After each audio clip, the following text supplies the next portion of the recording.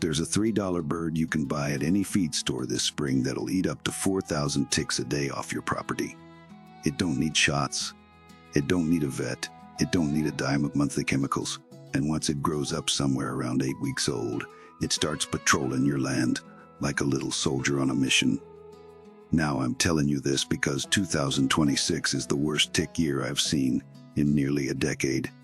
The emergency rooms in this country are already seeing more tick bite visits than any year since 2017. Up 25% from last spring alone. 500,000 Americans are going to get diagnosed with Lyme disease. This year, 500,000. That's a whole city's worth of folks fighting a sickness that should never have got them in the first place. I pulled 2 off my dog Sadie yesterday morning. 2. My granddaughter Becca was here over Easter, and her mama called me real worried after they got home. I've been farming this land for 40-some years, and I ain't never seen them this thick. Now here's the thing. Big Pharma's got an answer for you. $30 a month, every month, for a chemical drip you put on the back of your dog's neck. Same chemical they tell you not to touch with bare hands. Same chemical they tell you don't let the kids pet the dog for 48 hours after. That's their answer. A subscription. My granddaddy Cal had a different answer. Cost him under $50 one time, lasted a whole season, and didn't poison a single thing on this farm. Tell me right now, in the comments, have you been finding ticks on your dogs, your grandkids, or yourself this spring? Just type yes or no. I read every single comment, and I'm going to reply to every one of you tonight. Want to see how bad it is out there for my Homestead family? Your grandparents knew this. The industry just hoped you'd forget. Welcome to Grandpa Earl's Homestead. If you want to remember what your granddaddy knew before the industry made you forget, hit that subscribe button and ring the bell. This is where we bring back the old ways. One lost trick at a time. Let me explain why this year is different. Because if you don't understand the why, you won't get the fix. Used to be, and I'm talking back when I was a boy in the 60s, winter killed off the ticks. Hard freezes for weeks on end, the ground locked up tight. Ticks couldn't survive it. Come April, the population was knocked back near to nothing, and we had a peaceful summer. That ain't happened in years now. Last winter was the 3rd mild one in a row. We barely got below 20 degrees more than a week at a time. Folks up north got snow, sure, but snow's the worst thing for tick control. I know that sounds backwards. Let me explain. Snow don't kill ticks. Snow insulates them. Same way it insulates a house. A foot of snow on the ground keeps the leaf litter underneath at a steady 32 degrees. Cozy as a quilt. Them ticks tuck themselves under there and ride out the winter like they're in a hotel. So when spring comes, you don't get a knocked down population. You get a fully rested one, ready to feed. Then there's the mice. Ticks ride on mice. Mice population exploded the last 2 winters because we ain't had cold spells to thin them out. More mice means more tick rides, means more eggs come summer. Every female tick lays around 2,000 eggs. Now you do the math on what an extra mouse explosion does to that. And here's the part that'll get your blood up. The official folks telling you about this. They'll sell you a spray, or a collar, or a chewable. They won't tell you the boundary work. They won't tell you the bird. They won't tell you the powder. Because none of that makes anybody on Wall Street any money. Quick question for y'all. Tell me in the comments what state you're watching from. Northeast, South, Midwest. I want to see where my folks are tuning in from and what your tick situation looks like over there. Drop it below. All right. Let me talk about the elephant in the room before I show you the fix. The flea and tick prevention industry in this country is worth around $4 billion a year. $4 billion. Not the whole pet industry, just the flea and tick part. Every cat, every dog, every horse, somebody's making money preventing a problem that didn't even exist this bad 20 years ago. The average dog owner spends between $300 and $500 a year on chemical tick prevention, collar, drops, pills. Multiply that by 90 million dogs in America, and you start seeing the size of the pie they're slicing up.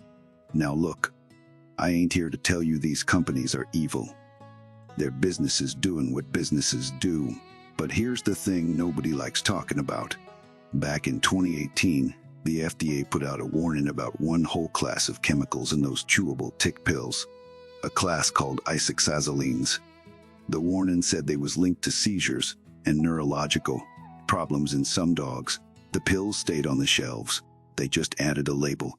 You can look that one up yourself. Don't take my word for it. My old neighbor Wendell, 82 years old, lost his Labrador Buster last year after years of those chemical drops. Vet couldn't say for sure if it was related. Wendell was sure. Wouldn't matter though. Once Buster was gone, he was gone. There's a way to step outside that system entirely. To stop paying the subscription, to stop dropping chemicals on the dog you love. And it's what my granddaddy Cal already knew in 968 when he showed me his 3-part defense, standing in our barn after I came in crying because I pulled a deer tick off my own arm. He didn't reach for a bottle. He reached for 3 things you can put together this weekend, and I'm going to show you exactly what they were.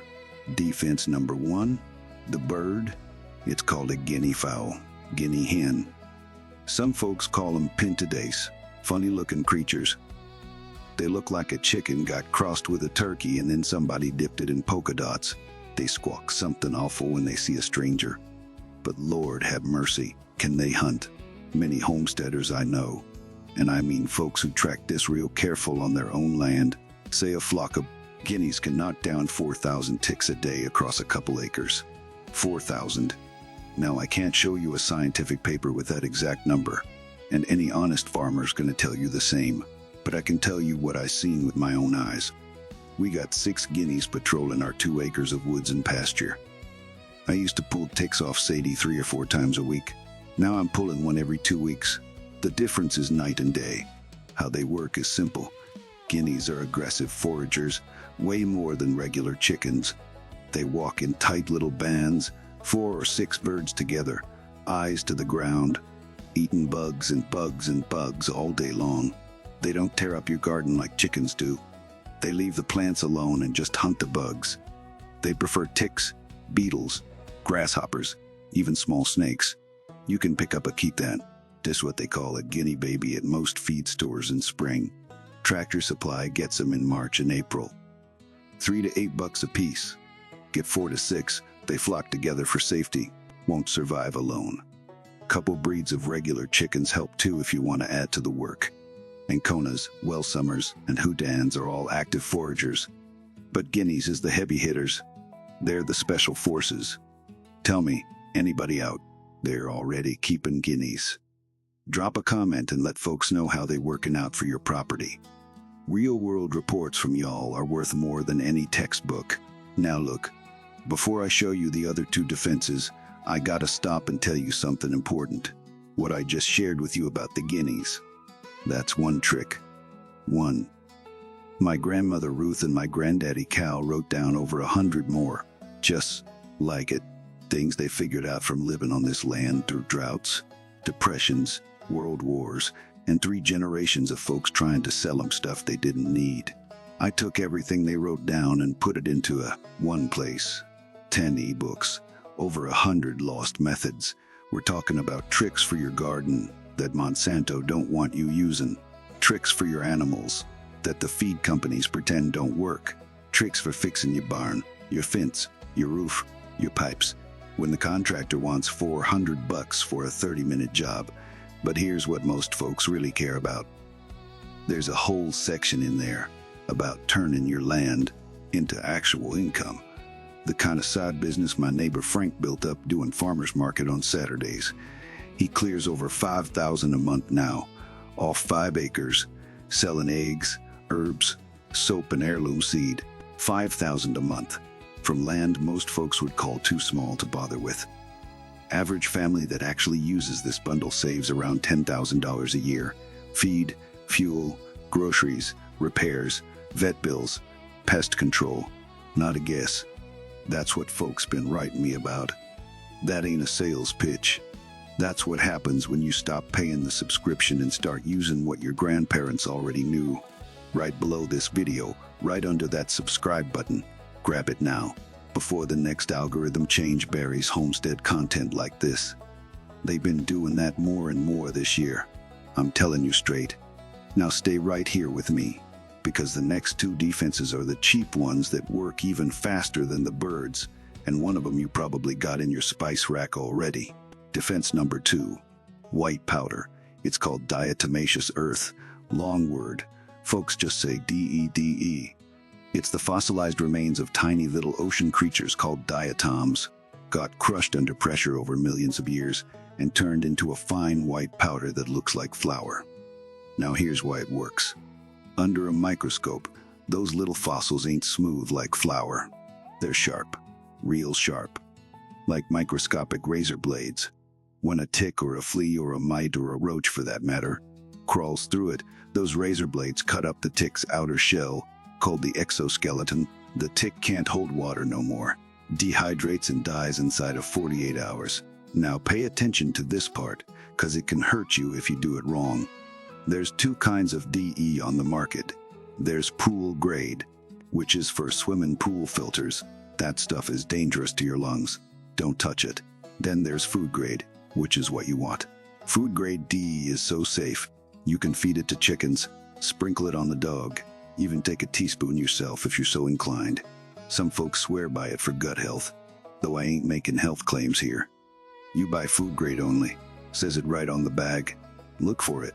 Tractor Supply has it. Amazon, $12 to $18 for a 4-kilo bag. That's near 9 pounds. Lasts a whole season for a couple acres. Where you put it matters. Sprinkle a band of it around the foundation of your house, under the porch, around the chicken coop, in the dust bath area where the birds roll around, along the cracks in your wood fence. Anywhere ticks crawl through to get to a warm body. One more thing, DE only works when it's bone dry. Rain washes it off and weakens it. Sprinkle it on a clear day, reapply after every soaking. Simple as that. Defense number 3, cedar oil. This is the one folks get most excited about because it smells real good and it works fast. Cedar wood essential oil, same stuff that makes a cedar closet smell like a cedar closet. Got 2 compounds in it, one called cedrol, another one called thujapsine. Don't worry about pronouncing them. What they do is what matters. Ticks find a warm body by smell. They sit on top of a blade of grass with their front legs out, sniffing the air. They're looking for carbon dioxide from your breath, lactic acid from your sweat, and ammonia from your skin. Cedar oil masks, all 3, confuses them. They can't find you, can't find the dog, can't find the grandkids. Their little radar just goes dark. Wonderside and Cedarside are entire companies built around this, both worth millions. They didn't invent the idea. They just bottled what my granddaddy already mixed up in our kitchen. Here's how you make it yourself for about $3 a batch. Take an empty spray bottle, 16 ounces, about 500 milliliters. Fill it with water. Add 30 drops of cedarwood essential oil. Then add 1 full teaspoon of plain dish soap. Dawn works fine. The soap is your emulsifier. It helps the oil and water mix instead of separating. Shake it good every time before you spray. Where you spray, around the perimeter of your yard once a week. The cuffs of your pants and your boots before you go walking in the woods. Your dog's collar, not the skin, just the collar. Door frames, window screens. Now here's the warning. I need you to hear loud and clear. Do not use cedar oil or any essential oil on a cat. Cats can't metabolize essential oils the way dogs and humans can. It can kill them. I ain't saying might make them sick. I'm saying it can kill them. Keep the bottle away from your cat. Keep the spray off the cat. Period. Now let me save you some heartache. 7 mistakes I've seen folks make over the years trying this. Listen close. Mistake number 1. Buying pool grade DE, thinking it's the same as food grade. It ain't. Pool grade will mess up your lungs and your pets. Read the bag every single time. Mistake number 2. Using any essential oil, cedar or otherwise, on a cat. I just said it. Saying it again because it matters. Dogs and people, fine. Cats, never. Mistake number 3, letting guinea keets out too young. A keet under 6 weeks old is hawk food, plain and simple. Raise them indoors in a brooder for 6 to 8 weeks till they're full feathered and the size of a small chicken, then let them out, and only during the day at first. Mistake number 4, applying DE when the ground's wet. The wet powder don't cut nothing. Wait for a dry stretch. Sprinkle generous, then reapply after every rain. Mistake number 5, thinking the dog is 100% protected. He ain't. Even with the spray, even with the powder, even with the guineas, you still gotta check that dog after a walk in the woods. Run your hands through his coat, behind the ears, under the legs. Same with the grandkids, same with yourself. Mistake number 6, forgetting that your neighbor's tall grass is your problem too. If the property line is choked with weeds 3 feet high, ticks march right into your yard like an invading army. Cut a buffer along that line. 3 feet of short grass or gravel makes a difference. Mistake number 7, skipping the tick check after being outside.